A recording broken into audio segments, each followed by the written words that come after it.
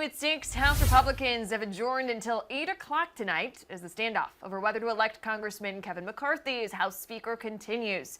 McCarthy has now failed to get enough support from GOP hardliners in 6 rounds of voting. And for more on this vote for the next Speaker of the House, we now want to bring in Congressman Ralph Norman. So, Congressman, thank you so much for joining us. You are one of the 20-plus Republicans who now oppose Kevin McCarthy from becoming the next Speaker. My first question to you is, why do you oppose McCarthy's nomination? First of all, this is not a personality conflict. This is not, I like Kevin. My main issue was initially and now, this country's broke. Financially, we cannot keep spending the dollars that we've been spending and burdening the taxpayers and the future generation with a debt that is unsustainable. If you look at Kevin McCarthy's record, he has just not been a fiscal conservative. He has not led the fight to get us financially solvent. And I've got a problem with that. And we've told him, and there's been a lot of conversation about, well, who have you got? There are a lot of people that can do this. We're getting ready to pick the most powerful politician in the country, I would argue, as Speaker of the House, which controls the financial purse strings. We're getting ready to pick a person who's third in line for president. So I welcome the debate. And despite what, you hear Newt Gingrich and others say, and I like Newt, but to saying such an embarrassment, the sky's falling, the sun's not coming up. I'm sorry. We're debating a very important issue like those in private business. When they hire a CEO, they vet him. They see what his record is.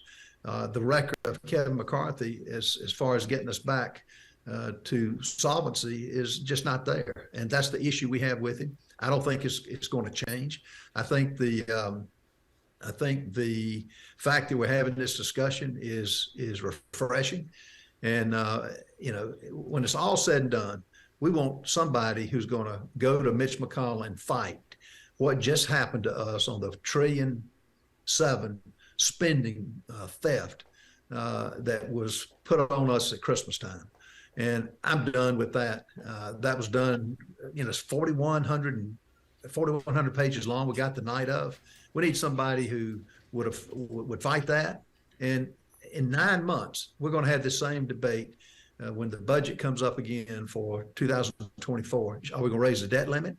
Are we going to continue to borrow? Are you going to shut the government down? Anybody that will not agree to shut the government down, I'm out. I'm not supporting.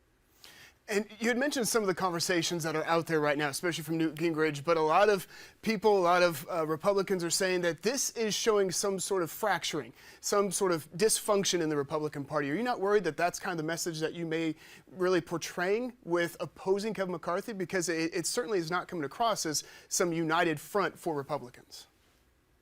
When this is all said and done, we're going to unite behind whoever gets the speaker.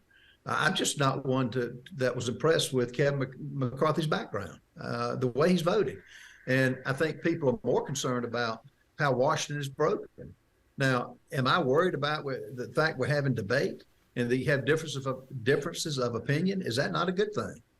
And I just disagree that, and it's mainly the lobbyists who are upset that we're not falling in line because they passed legislation that has dollar bills assigned to it that they benefit from.